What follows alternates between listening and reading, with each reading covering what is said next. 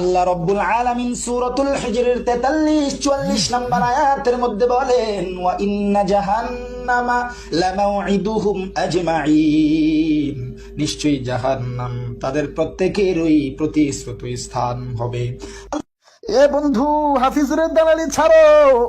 আল্লাহ তাআলা এত নাজ নেয়ামত দান করছে, এত সুন্দর কণ্ঠ দান করছে, কারো দালালি করার জন্য না, একমাত্র জন্য বলি। কারো দালালি করার দরকার নাই, কারো সুর নকল করার দরকার নাই।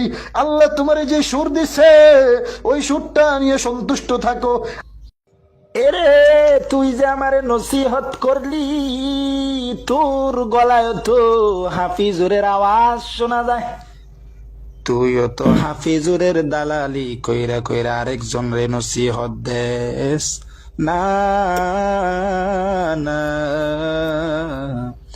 আরেকজনের দালালি কইরা কইরা অন্য জন রে নসিহত দিস না। ভালো হয়ে যাও।